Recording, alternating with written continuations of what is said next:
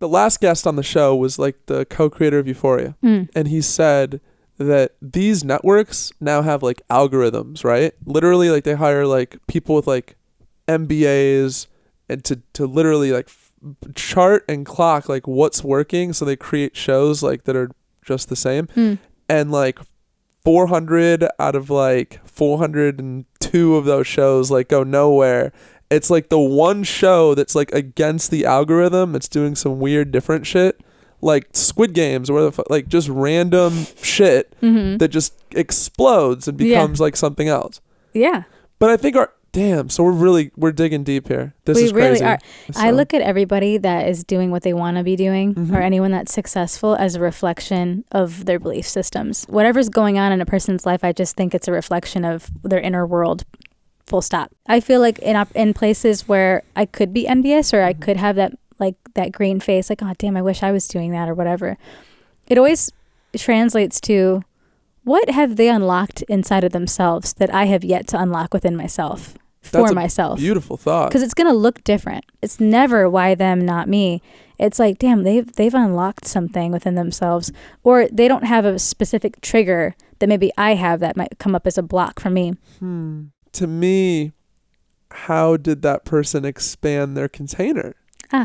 Look at that. Goes full circle. Why, look at us. Yeah. That's so cool. This is the type of teamwork we have. Hell yeah. It's like if you say it by calling it a container, and I'm calling it unlocking it. Yeah. You know, for someone, one's going to hit into that epiphany feeling and maybe the other one isn't. It'll and miss them. Wild. Yeah. That's so true. You might be a singer or a rapper or a comedian, you know, and you're like, man, like, I want to be a singer. There's Lauryn Hill, there's Mariah Carey, there's Billie Eilish, the world doesn't need another singer, but only you can do what you do.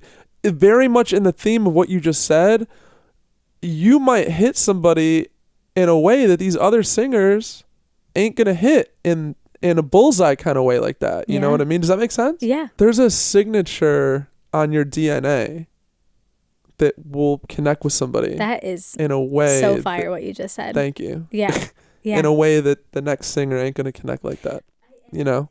Podcasters included, myself probably included. But I almost picture like when you get to Earth, you're given like a list of people you're supposed to help. And somewhere your name is on other people's lists, like people that are going to help you. And you are responsible for that list.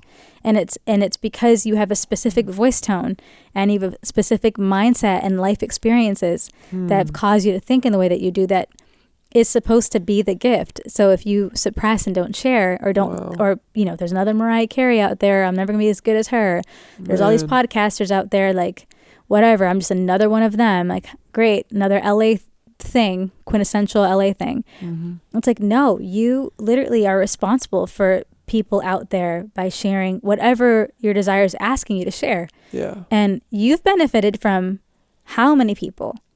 So how dare you have the audacity to suppress when you've consumed content and music and all this shit that somebody else gave you the gift of? You know, they didn't suppress. You cannot suppress in return. That's not fair. It's like paying it forward. It's that principle of pay it forward. Right. Yeah. To say you consumed things that inspired you and those people gave you the blessing by not suppressing. Yeah. So you don't get the right to suppress your desires and your expressions because you are also responsible for helping people. Yeah, this is non-negotiable. You have to. you can take a break. But we need you. That's so funny. Take a is break, this thing but on? we need you. We need you. That's so great. I'm like over here like, yeah, I really meant what I said, but then I'm just like, damn, am I suppressing? Maybe, yeah. I'm over here looking. Could you be suppressing? I'm sure I am. I guess how can I not be if I'm working through triggers, right? Yeah. That's real. I think we both have had enough reasons to want to shut down based off of, you know, times where being vulnerable and being open didn't go well, you know? It was in our choosing to stay open. That was our own personal choice, but not everybody chooses that. Yes.